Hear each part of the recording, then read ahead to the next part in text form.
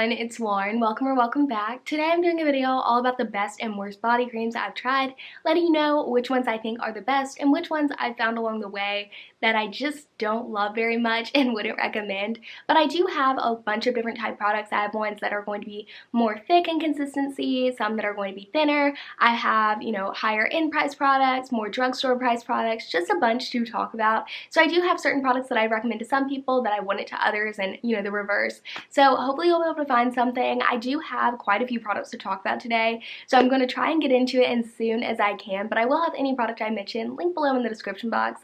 Just so you know though, any link with an asterisk beside of it is an affiliate link, which means if you purchase a product using that link, I can make a commission off of your purchase, but it's no extra cost to you. I just like to always be as transparent as I can about that in my videos. But with all of that being said, let's go ahead and get talking about the body creams that I'd recommend and the ones that I wouldn't. Alright, so the first product I want to talk about is the Cerave Moisturizing Cream. Here's what it looks like. There are multiple sizes that are sold of this. I believe this is one of the larger sizes. It is a 19-ounce container, so quite a lot of product in here, but they have like a 12-ounce, they have a travel size. I'll have as many of those linked below as I can, but this is a cream that you can use on your body as well as your face, and for me, this is one that I only use on my body, and I do have very dry skin, but I feel like even for me, this would be way too heavy to use on my face, especially during the day before I put on makeup or something. And it is a very rich and creamy consistency of a product, and I do love that for other parts of my body because I do have such dry skin that I need that just intense level of consistency. However, I feel like for some people this may not be the best, especially for the face, but also for the body. If you have more of a oily skin type or acne prone skin, I definitely would avoid using it on your face, but maybe even your body. But luckily they do have another version, a daily moisturizing lotion, which is going to be a little bit thinner in consistency. It's not going to be quite as heavy, and so if you're someone who has an aversion to more rich consistencies, or you have a different skin type, then I would recommend that one.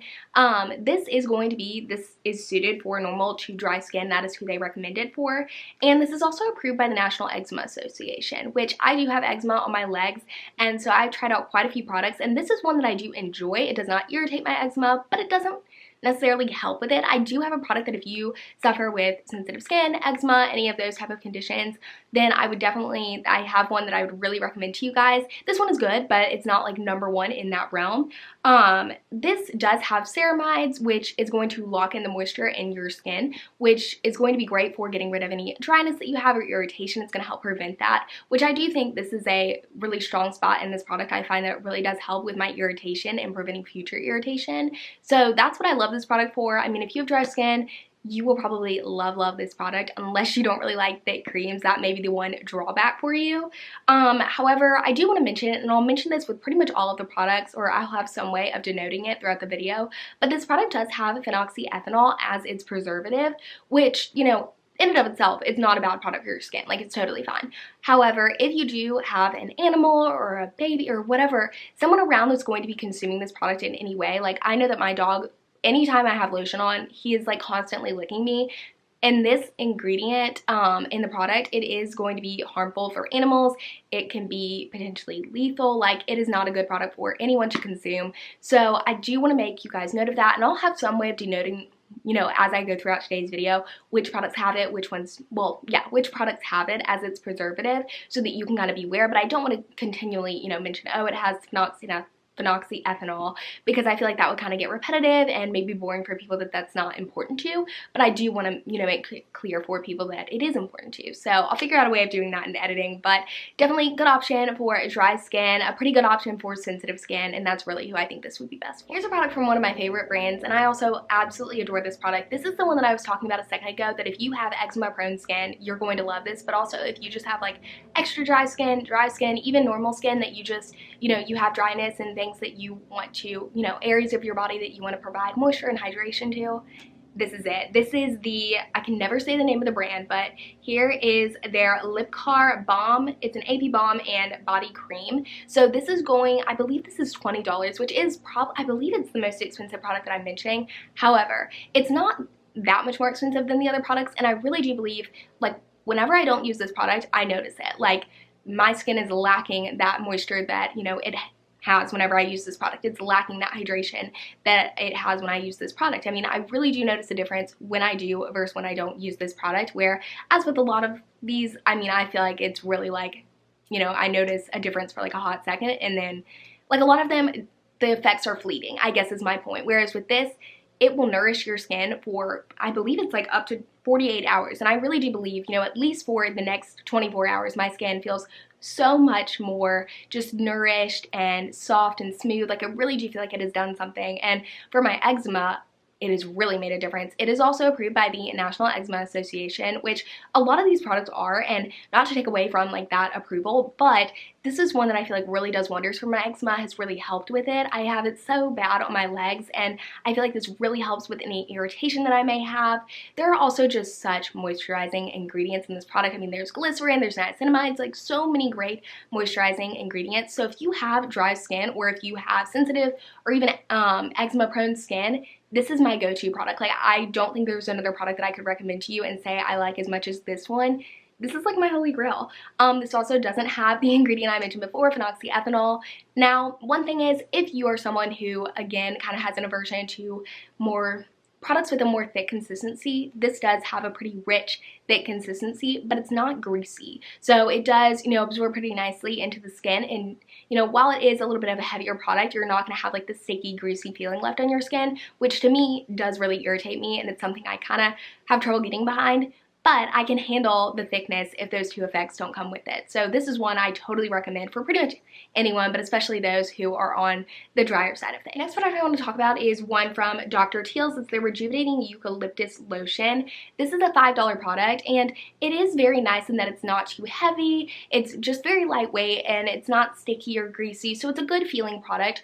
But the smell of it is, I feel like, really where the focus is. I mean, this eucalyptus kind of spearmint smell is just so calming and smells so good. And I love pairing this with, it's kind of a guilty pleasure because I know I should not be putting this on my skin, and I'll get into why in a second. But really, I like pairing it with my more hydrating and nourishing moisturizers and body lotions, and then that way I can get the good scent, because a lot of them are unscented, which I really do enjoy. But then I can kind of have that nice like smelling like lotion on me that just, I don't know, I just love it. And I feel like that's what the main pull of this product is. But in order to provide that scent, there is parfum, there's lemon oil, there's other essential oils. There's a lot of ingredients in here that can be really irritating to the skin, especially if you have more sensitive skin, which I do. I know that this is probably irritating my skin, yet I still put it on because I love the smell so much. It's a little crazy, but you know, really steer clear if you can. If you don't smell it, then you won't be tempted, that kind of a thing. But I just don't, like, there's really no hydrating, no moisturizing effects. Like, it's doing a lot more, I don't even want to say harm, it's just there's a lot more negative effects than positive effects with this body cream. Next, I want to talk about one of the many products I have from Cetaphil today. It's the Cetaphil Restoraderm Restoring Body Moisturizer. I believe this is around $13. This is a moisturizer that claims to be for people who have dry skin, normal skin, sensitive skin, and also combination skin, which is kind of I don't know, an eclectic group of people that it would like target, if you know what I mean. Like, I just feel like that's kind of a weird group of people to market towards. However, maybe it really does work for some of those groups. But personally, when I think about those, you know, audiences, I know that this product, from trying it, it's just not the most moisturizing and nourishing. It doesn't provide a high level of nourishment to my skin, and especially, you know, having dry skin, I just don't think it would be the best option out there for people who do deal with dry skin. Like, I just don't think this is going to have much of an impact. And additionally, I do have sensitive skin, and whenever I use this on like areas of my skin with eczema or that are just a little bit more sensitive, I noticed a little bit of a burning sensation, and I know other people did as well, specifically because I was looking up like reviews, because I was like, maybe this is a one-off. I know this has benzyl alcohol in it, which is an ingredient that typically irritates my skin. I just find that it's a big irritating ingredient, and I pretty much have trouble with any product that includes it, and I'm like, maybe like it's just because of that. But I think it has to do with other factors as well, because so many other people were experiencing that kind of sensation.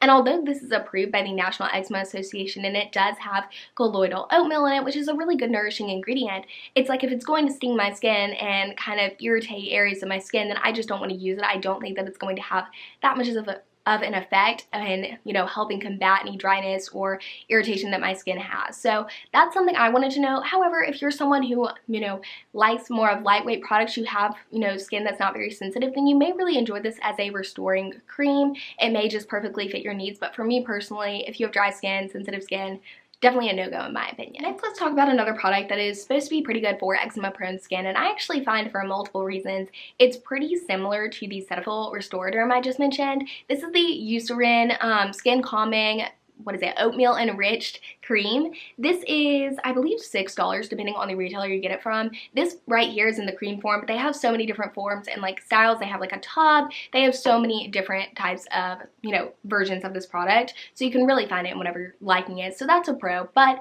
with this product, it does have the colloidal oatmeal, which is an ingredient that in other products I really enjoy for my eczema. I find it really does make a difference and help as far as, you know, soothing it and helping to repair the skin and just make it feel a lot more nourished. There's a lot of great things that that ingredient can do. However, this also has, like the Cetaphil one, the benzyl alcohol in it. And I do believe that that's a very irritating product for my skin. When I do use this, I do notice a little bit of an irritating sensation. However, I will say when I was reading up about this, I didn't hear quite as many other people having that issue, so maybe that's something that's a little bit more personal to me. However, I do believe that it's just not the overall best product. It is only $6, whereas the Cetaphil one is like $13. So to me personally, it kind of just is like a Cetaphil dupe. Like if you were going to go with one of them, if for some reason like something was really drawing you to these products, I would definitely go for this one over it because the sensation wasn't as irritating with this one.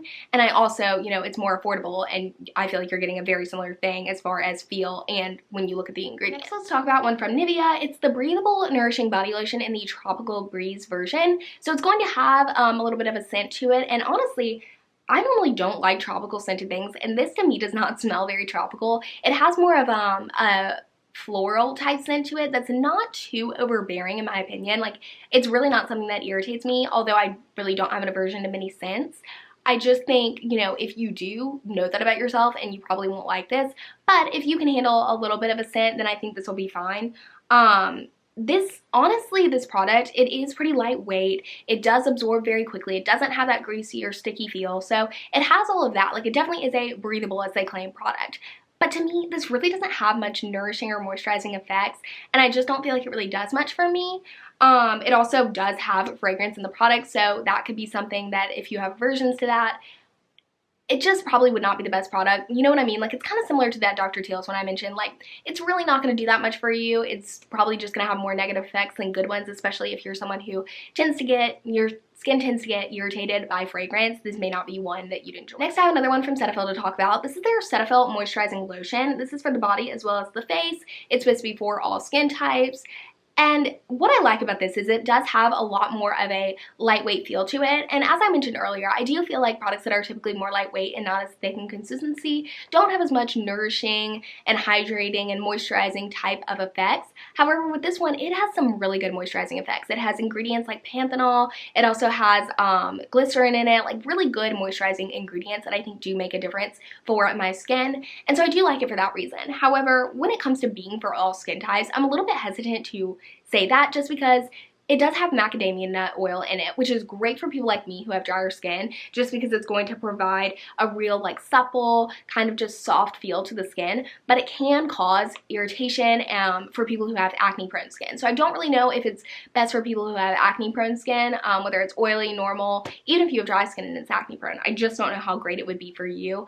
And then also for people who have sensitive skin, this product not only has farsenol, which is like a perfuming type ingredient that's going to provide scent to the product, but it also has that same ingredient, benzyl alcohol, and that is probably why I notice a bit of that sensation when using this product. It's not, you know, going to be the most comforting to me, but again, that could be personal preference. But either way, I don't think you would enjoy this if you have sensitive skin or acne prone skin. And so really it comes down to that for me.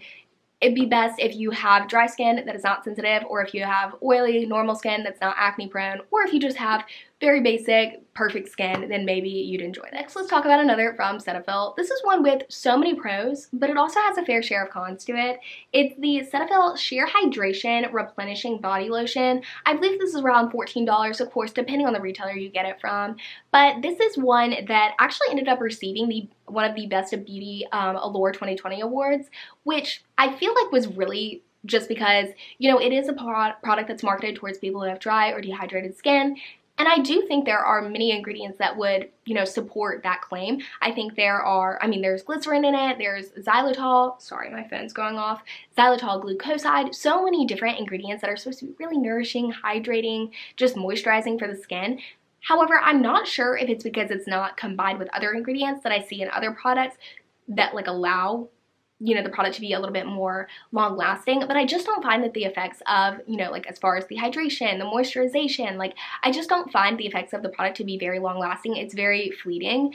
And with this product, it does have a lot of, it just has a big scent to it, and it does have fragrance in it, which isn't going to be great for people with sensitive skin overall. And the scent is like a lot. Like it says it's a gentle scent. I don't really know. I mean, it is a strong scent, and it also, as far as like the feeling of the product goes, it's not greasy, but it is a little sticky, and that's just another thing I'm like, I don't know, like if it's supposed to be sheer, like it's just overall it's not the best product and one that I don't think I'd recommend. Alright everyone, that about wraps it up for today. I know this was quite a long video. I feel like I've been sitting here forever, but I really enjoyed sharing my anti-recommendations and recommendations with you for body creams. If you have anything, you know, recommendations or just reviews in general to share with us on, you know, anything, but also body creams specifically, I'd love to hear them in the comments down below. What are the ones you're loving? What are the ones you're not really loving? I'd love to hear from y'all. If you enjoyed, definitely be sure and give this video a thumbs up. It really helps me out and lets me know what videos to do in the future and maybe which ones not to do. But yeah, with all of that being said, thank you guys so much for being here and supporting my channel. It really does mean so much to me that you chose to spend some time with me. I know there's so many other things you can be doing, so many other things you can be watching, so I really do appreciate it, and I hope you know. I hope you have a great couple of days until my next video goes up, and I will see you when it's live. Bye everyone!